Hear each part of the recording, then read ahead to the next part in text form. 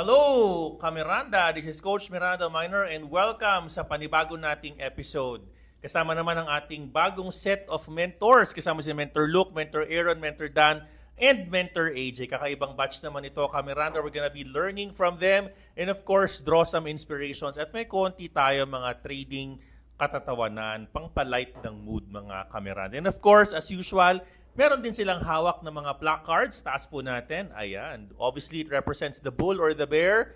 And it will represent, the bull can represent a yes and a bear can represent a no for their answers. Alright, mentors. Kamusta naman ang Tagaytay? Kamusta naman? Isa man, Coach mga Miranda, no? Foggy siya, foggy, and I like it. Foggy. Okay. Yes. Mentor AJ. Coach, basta makita ko kayo dito, sulit na sulit ang biyahe kahit galing pa ng Norte. Team North Mentors! Ngayon, nasa background natin. Palakpak naman kayo. May marami mga audience, mga Team North. No? North is, gaano kalayo ang North? 4 hours away from Tagaytay. Bulacan, no? Yes po, Bulacan and Pampanga, mas malayo po yan, si Vince. Alright. Ikaw, Mentor Aaron, sa kapagaling. Ito, Batangas lang. Umikot ito ng bulkan eh. Swabe lang, Coach, yung biyahe, no? Malamig. At malakas yung hangin, no? From Santo Tomas hanggang dito. So, yeah, malamig. Sarap. Mentor Luke, sa kapagaling. Dito lang ako sa Cavite. Medyo konting oras lang naman malapit. So I'm very, very happy to see all of you, mentors and coach. Kasi minsan lang talaga makita-kita, madalas online lang. So happy and very excited for this content. Alright, of course. Ayan na. So, task nga natin. Bull, pakita natin. And Sir. bear. Alright, unang question. Pabilisan na ang mahuhuli, pangit. Okay? Alright, pabilisan po tayo ng sagot. Okay, totoo ba? Bull or bear? Okay? Bull or bear? Na si Kuya Dan ay meron ng iniirog at sinisinta. Bull or bear? Parabolic bull. Okay, galing ng wingman ni Coach. Nag-refer na mo. The same day, meron na agad. At balita ko mukhang nasa ibang bansa ito. Totoo ba ito, Kuya Dan? Yes, she's from Spain. Hello, Miel. May pangalan. Alright. May pangalan. Akala ko non-showbiz. Nako naman. Ayan na. Nako. Pag mga mentors, parang lahat naman tayo meron na di ba? Meron pa bang wala? Lahat meron. Speaking of meron na, dun tayo sa nawalan, pero nagkaroon ulit. Mentor AJ. Hello po. Ayan, kamusta naman ang buhay-buhay? Ayun, Coach, yun, pag may umaalis, may dumadating and yun nga, no, and sobrang happy dun sa bagong dumadating. Sabi nga nila, hindi mo mamahalin yung pangalawa kung mahal mo pa yung una. So, shoutout sa'yo, Kazel. Hello. Kailangan may mga shoutout na pala dito, Okay. So, sinimulan natin kay Miel. Ngayon may Kazel na bago. Okay, so totoo pala yun no? Na pag may, parang nagiging showbiz tong batch na to. No? Parang wala na kami palak pag-usapan about trading. No? Kasi kanina, ang plano namin talagang trading FAs at fundamentals. Ngayon parang trading showbiz, trading baby. From trading Pero, baby to running baby, Coach. running baby. Oo, from trading baby to running baby. Ayan. Importante ba yun? Since we're on the topic, Mentor AJ, gaano ba ka-importante na when you are a trader, buo ka at meron kang tinatawag na emotional balance? Bakit kailangan sa isang trade, lalo na sa mga lalaking trader na nanonood, why is it that you need to be focused and you have your center before you can focus on trading? Sobrang laking factor na nasa trading zone ka. No? When you say trading zone, hindi naman ibig sabihin nasa harap ka ng laptop mo. Dapat yung utak mo talaga nandun sa tinitrade mo. Kasi if hindi ka focus, pwedeng maapektuhan yung decision making mo sa trading. So yun, sobrang laking factor na dapat nasa zone ka. Okay, meaning nun, utak mo, presence of mind talaga when you are trading. Sobra. Okay, kakat ko lang to, no? Gumagano yung microphone ni AJ. Sorry. Okay.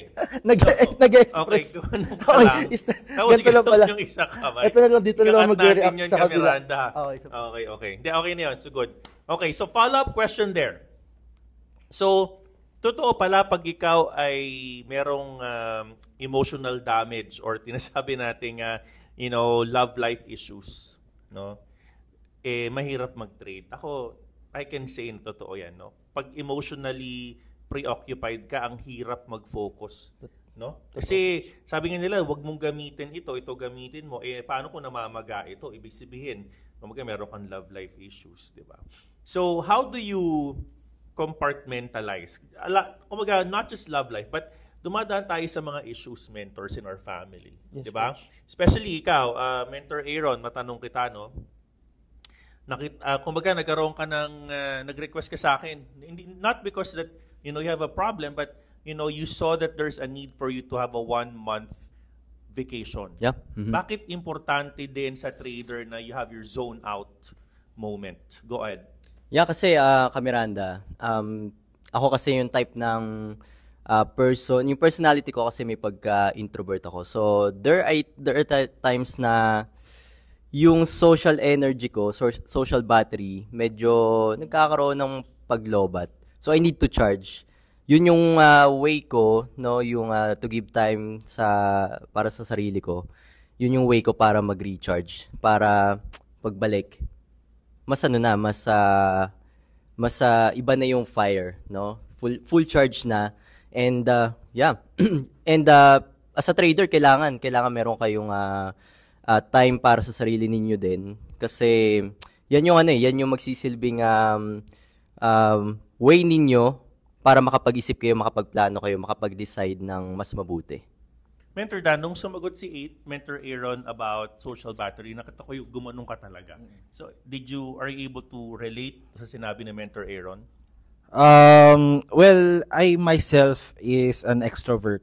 However, nakaka-relate ako sa isang introvert dahil ang kapatid ko and some of my family members are introvert. And totoo yon na ang social battery nila is super limited to the point na if they go inside a mall, maraming tao, nadidrain na agad ang social battery nila without them interacting with the people around them. So, kaya nung sinabi ni Mentor Aaron na introvert siya and then social battery, na yun, na-agree So, ako. effort yun, no? Parang Yes. it's an effort for you to spend time outside and not that you're being an imposter, but you want it to be genuine, therefore you're expending energy and effort Yes. sa I agree. pakikipag-usap. No, I can relate. May mga ganun akala mo extrovert sila. Pero talagang introvert sila by personality. Talagang kumaga they're just trying to be there on that moment. No? So, let's talk about life of a mentor. Kasi doon tayo sa ganung usapan no? Life of a mentor, bull or bear? Madali ang maging mentor ng Global Miranda Minor Group. Bull or bear? Hirap. Mahirap ang mentor ka, Miranda. Akala nyo madali yan. Alright. Okay, let's move on trading behaviors. Okay, and accountabilities. Alright. So, nung kayo ay bago, okay, mahirap ba o madali ang mag-filter? Raise your hand. Mahirap or madali ang mag-filter? Mahirap, so yes, mahirap mag-filter. Yes? Madali? No. Yes, filter. Yeah, kung mahirap ang tanong, mahirap mag-filter, yes or no? Nung bago. Yes. Mahirap. beginner. No? All right. What's kumaga as a beginner, and there are a lot of traders watching us right now. Bakit mahirap mag-filter ang isang beginner? Mentor Luke. Well, number one kasi coach is yung presence ng internet today. No? So it's very easy to gather information online anytime anywhere, in the palm of your hands, nasa cellphone mo lang. Talagang one click pwede ka na mag-search sa YouTube or Google ko ng mga different strategies in trading. Lahat yun masasagap mo no? So it applies to all, a beginner ka man or experience. Marami ka talagang mapagdadaan ng mga different strategies or approach in trading. So I think bukod sa mga mentors, sa mga nanonood din simula nung sinimulan niyo yung trading journey ninyo, nahirapan din tayo mag-filter din talaga. So one factor yung talagang availability ng information and education in the internet. It's a very good point. So on that note, I would like to ask the question to Mentor Dan. Any tips to help students on filtering? Oh, It's a question for you, alam mo yan. Ikaw ang aking supervisor on filtering. yeah, yes. Okay. So when I was a beginner sa GMMG, I was only really just a normal member. Na pumasok sa Meron isang... bang abnormal member? Kaya normal. Pwedeng ako rin. Okay. Sige, ano yung normal member? Go ahead. Ayun. So, I was a normal member na yung sumali lang. Nagsagot ng question na, do you have ganito, yes or no? Yeah. So, yung tulad ng sabi ni Mentor Luke kanina, yung availability ng information, actually, totoo yun. One of the things na yung dati na tinitignan ko, kasi nung sumali ako sa GMMG, wala pa naman yung Elite University nun eh. And I remember that you were just doing your YouTube live. Tapos, yun, nakita ko lang siya, just another YouTuber na I can get some knowledge sa crypto. However, I did not stick then.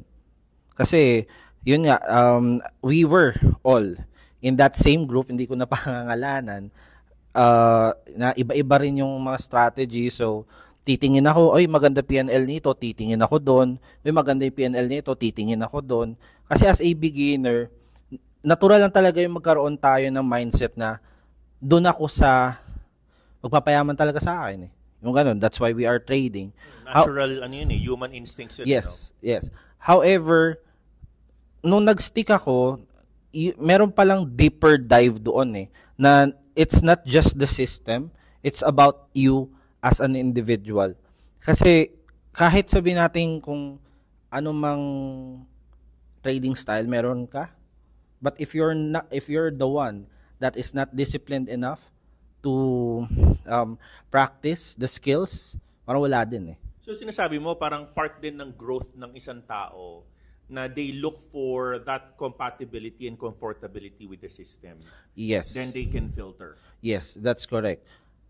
Buti na lang ako dito pa lang na dito ko na nakita yung okay, dito na ako compatible, dito ako comfortable, and plus yung natin, yung sa community.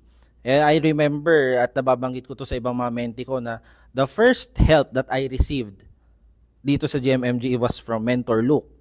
Sinendan niya ako ng PDF kasi tinanong ko ano yung divergence. So sinendan niya na ako not just the image of different divergences, pati PDF ng mga learnings niya.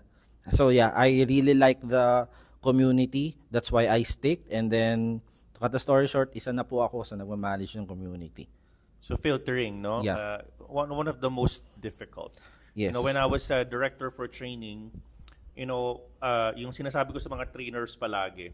Kasi alam mo, and mentors, I'm sure you guys know this, no? Pag nagtuturo ka kasi, alam mo, parang ganito yan, parang for example, we have a cup. Pag yung cup nito punong-puno, ang hirap pasukan ng panibagong laman. 'Di ba? Yes, so it's hard yes. to fill the cup kung puno. So alam nyo ba, Kamiranda, that one of the ways to learn is to unlearn first. No? You need to empty yourself, parang bottle, you need to empty yourself like a glass. Para kang uhaw na uhaw. Pag sinalinan ka ng bagong knowledge, then kumaga you empty yourself as a bottle or as a cup. Pag sinalinan ka ng bagong knowledge, tuloy-tuloy. Suwabe. No? That's one of the aha moments I learned on training. That unusual, hindi sinasabi sa lahat. If you wanna, kasi sabi nila, you wanna learn, siksikan ng information. Puro siksikan ng information na nagkahalo-halo na. Right? So in what we do in our university, we tell them to filter by unlearning and removing other. Focus ka muna sa isa. No? Yes. Lalo na sa mga lalaki, sa mga babae, di ba? Pag nasa ganito ka ng edad, hindi ka naman kasi pwedeng jack of all trades, master of none. Di ba? Master of nothing. Mahirap yun eh. As you get older, di ba? So anyways, good discussion point. Reminder ng filtering. Let's talk about the market. No, konting market tayo, market intelligence. I want you to raise your placards, mga Kamiranda. Bull or bear? Tayo, yes or no? All right. Are you bull or are you bear? Bitcoin, 2025. Go. All right, meme coins, same question. Quarter 4 of 2024. Meme coins, the animals, hamsters, dogs, Katizen, Shiba Inu, Floki, etc. Are you a bull or are you a bear? Quarter 4, meme coins, go. Okay, hati ang ating panel. Dalawang bear at dalawang bull. I would like to ask you, Mentor AJ, bakit bear? Since sa yung microphone. Ayun po. Coach, first, dahil nga magbubulan nga, we're approaching to this cycle na quarter 4. Yung mga coins na may utility, yung bias ko talaga, and hindi yung mga hype na coins. So yun sa akin, may utility, alam niyo naman yun, yung mga, unlike yung mga coins na driven, FA driven, like tinweet lang ng ganitong tao or ganyan. So yun sa akin is yung may utility talaga or may mga gamit. Okay, doon ako maglalagay ng budget ko. Okay. Alright, Mentor Aaron, bakit bull ka naman sa meme coins? Actually, I agree with Mentor AJ na magdadating yung bull run. So, some of the coins na correlated na kay Bitcoin, sasabay. But, honestly speaking, mas marami pa ring Pinoy na hindi ganun ka-knowledgeable kay crypto eh. So, there's a tendency, yung mga na-hype na coin, yung mindset nila, mas mura. So, mag-i-imbak sila ng mag-i-imbak sila. So, sasabay sila sa bull run, yun ang bibili nila. Kaya, there's a possibility, yung mga meme coins sa ganun, umakyat din. Sumabay din sa akyat. But, yun nga, there's a risk pa rin eh. Kasi, marami pa rin doon na hindi correlated kay Bitcoin. So, there's a possibility na prone sa rug pull. Alright, next question, mentors. Okay, are you bull or are you bear? Okay? Bullish or bearish? Yung pagdami ng mga dApps within Telegram, no? Nagpagkakaroon ng mga trading platforms within Telegram. Bull or bear? Are you agreeing with that or you're not so good with that? Go. Come on.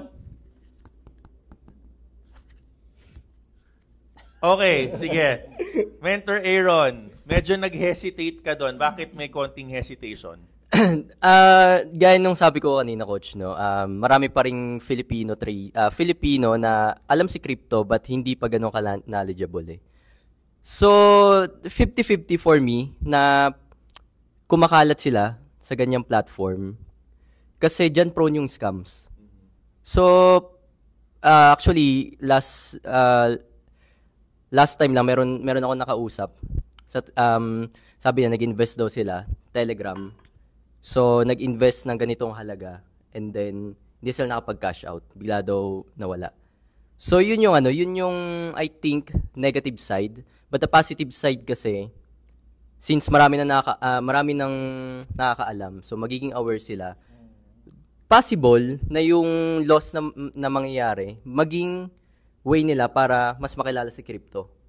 No, ma-curious sila and then doon na sila mag-start mag-learn. So what you're saying is yung mga novel technologies like onboarding through Telegram, medyo off ka kasi nga it can also become a way to onboard scammers, bad guys, so yes, to speak, and bad actors. So good point. Very good point doon. All right, let's now go to our next question.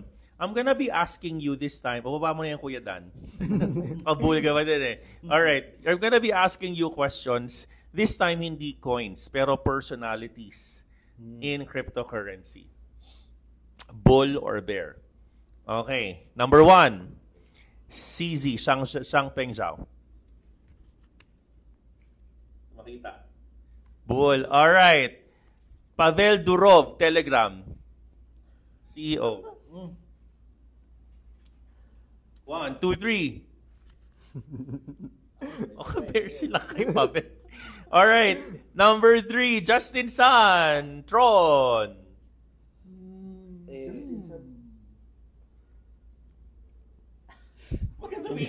Tumitingin si Mentor Aaron kay Mentor Aaron. Okay, dalawang bull, dalawang bear. All right, let's talk about Kamala Harris.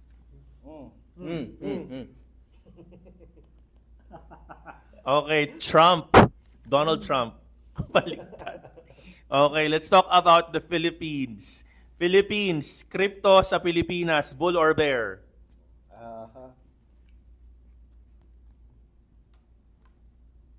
Okay, let's go to Mentor Dan. Bakit ka bear? Naiiba ka sa lahat? Well, dun sa side kasi, yung sa exposure na ang crypto, dun maganda. Ang kaso kasi, ang mahirap is, para sa akin magiging bull lang ako if you won't have a problem ano ba yun? Announcing or declaring na you have crypto assets, especially if papunta ka ng ibang bansa. Kasi I remember one of your lives, pagka yun yung binanggit mo, parang nagiging red flag na sila, right? Oo, so doon lang ako magiging kapag you can go outside, in and out of the Philippines and proudly saying that you are a trader. So parang may Crypto stigma pa din ng crypto. Yes, that is correct. Kumbaga parang until masabi talaga na concrete legal na ang cryptocurrency, until then siguro bearish pa rin talaga. Alright, let's now talk to another question. Okay, ready your placards? USDT. USDC. Okay. Let's talk about another question. Let's talk about meme coins. All right. Dogs.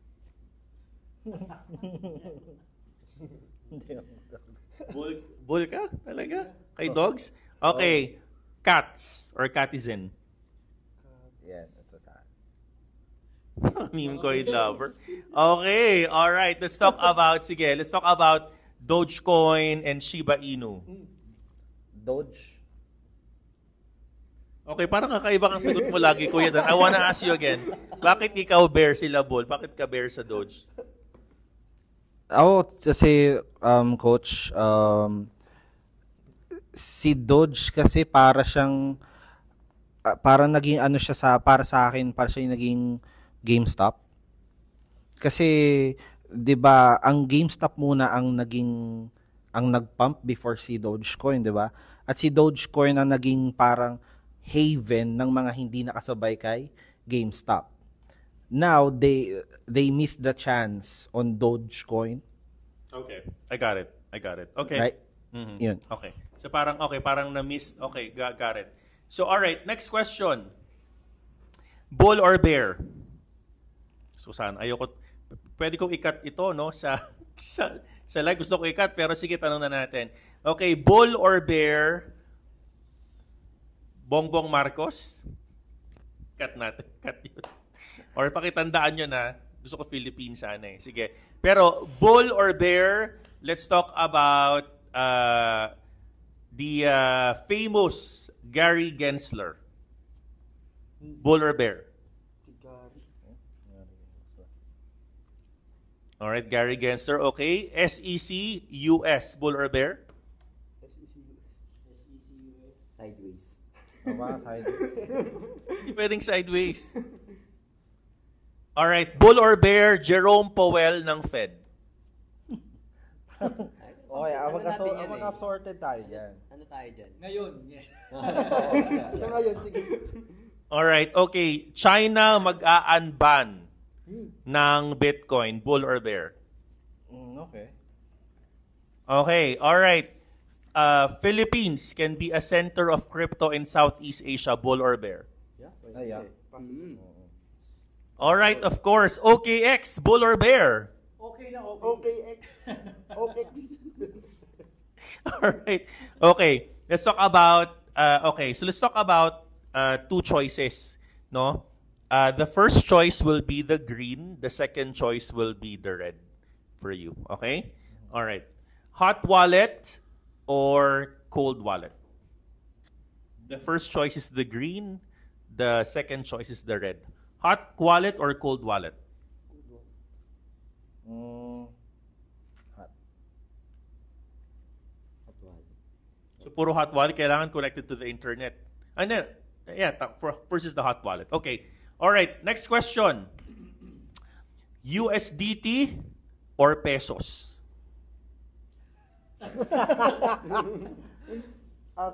Bear ba yun? Bear ba yun? Second yung bear. Second choice yung bear. USDT or pesos? USDT or pesos? USDT. Masarap kumita ng USDT.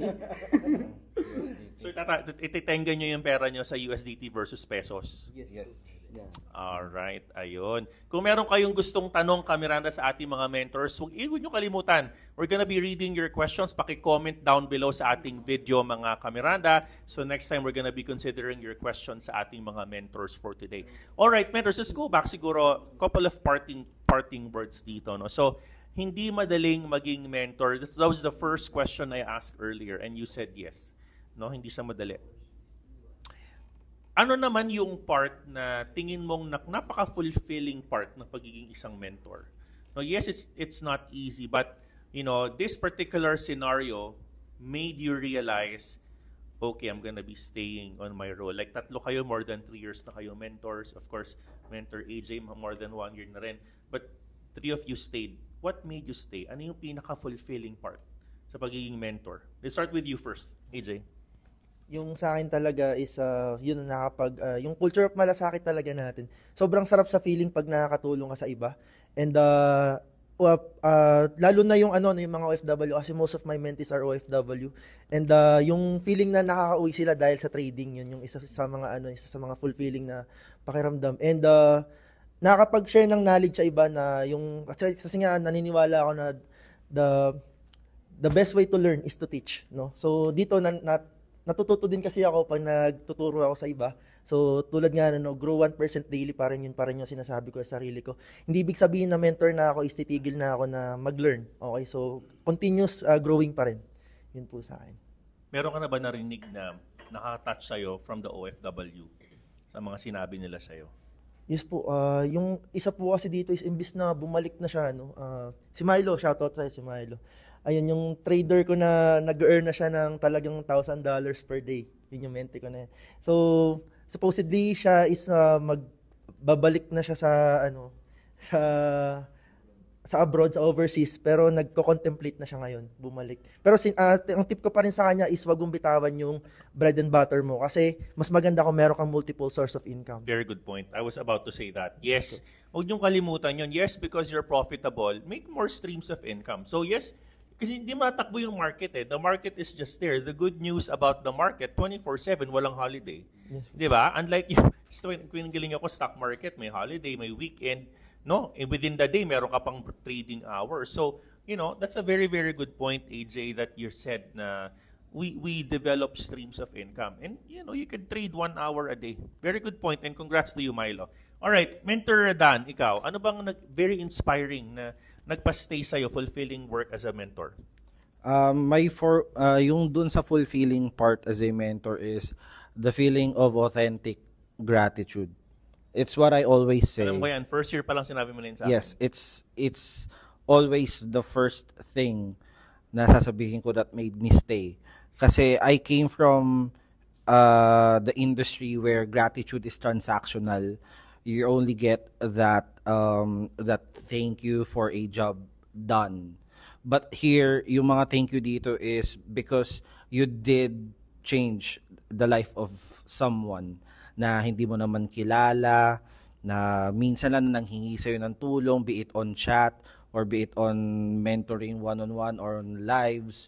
Halimbawa ngayon sa YouTube members live, plug ko lang. No, join kayo ha. Ayun yung mga thank you na nare-receive ko na yung tulad nung nakaraan si Kuya Allen, shoutout sa'yo na first time maka-receive ng positive PNL since mag-trade siya this year because of our members live tuwing umaga. So, yun yung mga bagay na priceless para sa akin and that made me fueled. The way that they say the thank you, talagang parang pag nabasa mo, parang, it made my day. Yes, exactly. Diba? Parang you did something. Parang yung mga, yung words nila, talagang alam mong it really means a lot to them that you changed them. Yes. Yung behavior na meron. Yes, that's correct. Masarap nun. Araw-araw ko nararanasan yan noon. Sabi ko, ang sarap gumising. Pagtingin mo sa chat box mo, maraming. Parang akala ko tuloy ako si kapanahunan ko kasi talaga to, no? Yung mga unang palabas ng 1990s, talagang ako si action man, no? Kaya masarap na iintindihan ko yan. Very, very good point. Yes, yun lang. Oo. Yung genuine gratitude. Yes, no? gratitude, yes. Genuine gratitude. That's the Alright. best thing. Okay, ikaw, Mentor Aaron. Yeah, for me, Coach, the appreciation from community, from students. Kasi, yan, nasabi nyo, na iba sa pakaramdam, lalo nung first year ko na nagme-mentoring ako. Parang halos every day, every week, merong nagme-message, nagte-thank you, and yung feeling na tinuruan mo lang naman sila, pero sa kanila napakalaking tulong. That's a big help. So, hindi lang siya hindi lang siya yung kumbaga meron ng connection na na-build. So, meron pa rin ako mga mentees na hanggang ngayon nakakausap ko, mga naging mentee ko ng mga first year. So, iba sa pakaramdam din na na-appreciate ng tao yung ginagawa mo. No, kasi you're just doing your best and na-appreciate nila. So, yun yung nagpa-stay talaga sa akin dito, Coach. Very good, very good. No, I also agree kasi I mean those are the moments na priceless eh. I mean, Correct. dahil parang pasalamat sila, naalala ka nila. Correct. Diba? At whenever you see those appreciation. Kaya huwag niyo kalimutan magpasalamat sa mga mentors nyo, ha? Kamiranda, yung mga those go a long way. Those small worlds. Yung sabi ko lagi yung small effort, big impact. Correct. Kumbaga parang ikaw, mentor, normal sa iyo yung tumulong eh. Pero hindi natin, kaya tatandaan nyo rin to, yung lollipop moments na kinuwento ko before. Akala mo you're just handing lollipops, but you're handing confidence to someone na kinakabahan. While looking, yung kwento ko na lollipop moments na, there was this freshman, nawawala siya, hindi alam course gagawin niya, but because of that lollipop and then a pep talk from a senior, gumanda yung pananaw niya on choosing the right course. And that was the lollipop moment speech shared when she was giving the valedictory address. No, hindi mo alam na you're helping, pero it means a lot. Lalo na doon sa taong wala siyang kaalam-alam sa crypto. Correct. But you giving your time to this tao na hindi mo naman kilala, but you just, acting normal, you're just helping. Natural na sa iyo yun eh. It really changes, no? Kaya wag niyo kakalimutan yung mga ganang moments. Alright, Mentor Luke. Alright. So, for me naman, Coach, sobrang dami pa nating kailangan maturuan and mag-guide. No? If you remember, back 2021, tatatlo lang kaming nasa mentoring team. Pero look at now, no? We're almost 10 or 11 mentors in the roster of GMMG. There's no smoke without fire in cryptocurrency education. No? We exist. Coach Miranda Minor is here. The Global Miranda Minor Group is here. The mentors is here because there's interest. So, palaki na palaki since 2021 hanggang 2024. Right now, going 2025. Ang daming pumapasok sa cryptocurrency. Ang daming bumabalik. So, sobrang dami pa natin talagang kailangan na maturuan pa. No? Speaking of, data, around 4 to 6% of Filipinos lang ang merong, or are exposed in cryptocurrencies. So, what more pagdating ng 2034 after 10 years. So, and I agree sa mga sinabi ng mga mentors, yung mga pasasalamat din ng mga mentees. Yun din yung nagpa-stay din sa amin. So, araw-araw, almusal nga namin yan. Pag nagbubukas kami ng aming messenger sa aming mga Facebook pages or kahit sa Discord communities namin. So, ang daming mga testimonials, daming mga thank you messages, kumita sila, etc. etc. So, ang laking bagay, sobrang nakakataba po ng puso, Miranda. So, yun lang naman, Coach, for me. Alright, final question. Juicy question ito. Gusto kong magkaroon ng magandang ending ang ating discussion for today. Alam nyo, mentors, while we're talking about the good things of being a mentor, but I'll be the very first one to break you the bad news. Ladies and gentlemen, newsflash. We're in social media where we need to survive the comment section. Yep. Right? Newsflash. Pag sikat ka na, marami ka ng posers and scammers. Newsflash, pag sikat ka na, may mga detractors and bashers ka na. As a mentor, I have an entire, podcast about surviving the comment section. How do you survive the comment section? How do you manage criticisms and stay focused to the goal, mentor? For me, Coach, I take it sa compliment kasi kapag may basher ka na, ibig sabihin, sikat ka na. So, yun yung para sa akin. And then, syempre, di ko sila papansinin na sasayangin ko yung energy ko sa kanila. Hayaan ko lang sila doon na, sige, diyan ka lang, mag-exist ka dyan. Pero I will keep on focusing on, yun, sa culture malasakit natin, sa kung ano yung ginagawa ko daily sa mga kamirandas natin. Unlike kung makikibash ako or re-replyan ko sila, sayang kasi yung energy ko. I will spread the good energy pa rin. Okay, so yung positive vibes. Okay, all right, mentor Aaron or Mentor Dan? It's up to you guys. Mentor Dan.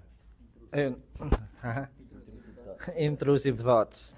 Ayun ako din pala yung sa intrusive thoughts ng GMMG. Joke lang. Sa akin naman, when it comes to those comment section, I came from an industry where receiving detractors are normal. So I just continue doing what I'm doing here, and I know that it's the correct thing to do dito sa GMMG. At least dito, yung mga detractors dito is not as much as may effect sa akin compared sa mga detractors na nakuha ko dun sa previous job ko. Kasi dun, pag may detractor ka, not only na patay ka sa visor mo, and it also affects your performance kasi okay naman yung nagawa ko sa kanya, pero ba't may detractor pa rin ako, mga ganun, no? So, yun, I just keep moving forward. If I can get something good out of those detractors, then I use it for my arsenal to be better. Yun po sa akin. But, I mean, couple of things in before we go to the other two mentors, couple of things I'd like to add there, no? Sabi kasi nila, once you continue to hear those words, kahit mali sila, kahit ito ay lie, but if it becomes a reverberated noise, it becomes the truth. Kasi no one's telling it's incorrect, no? So for me, how do you navigate those types of You will know naman kung baseless eh. Yes. Kung negative comments or may masabi lang, no? Kasi as long as you know that what you're standing up on is accurate. Right? It's not a perfect science. Right? Wala namang perfect 100% system. No, kahit nga robot nagkakamali, 'di ba? And obviously you discuss the nuances of the market. And and you trust your system, you back tested it, then you have nothing to prove. Right? So, kumaga, if it's baseless, then you can navigate and go forward. But if it's something that you think is a personality problem or the most recent na talagang ginagaya na, identity theft, gumaya sa pangalan ni Coach, nag-DTI nag-DTI registration pa. Humanda ka po live. Sinasabi ko na, meron ka na pong paparating na kaso from PNP Anti-Cybercrime. Antayin niyo po 'yan at hindi po kami papayag na ang pangalan namin ay ginagamit nyo. Nagrehistro pa kayo ng pangalan ni Coach gamit ang DTI, ang kapal lang mukha at karating asukal kayo, ha? So, yung mga ganon, you don't allow it. You confront it. Kasi nga, this is gonna be, it's gonna be the truth. If you don't, kumbaga, sabi sa akin ng legal friends natin, they're banking on your goodwill. They're abusing your goodwill. Kumbaga, ginagamit nila yung pangalan mo sa pagsiscam. So you don't allow that. If it's bordering legal issues, right? Then you outright confront it. Wag nating hayaan. No, but if it's marites, issues, cloud chasing, marami yan sa social media. Ibabash ka kasi gusto mong pansinin ka nila. Pag pinansin ka, sikat ka na, 'di ba? And you are absolutely correct. No, you want to be 100% focused because if you share those negative energies, vicious cycle 'yon. All right? So, Mentor Aaron, ikaw, how do you survive the comment section?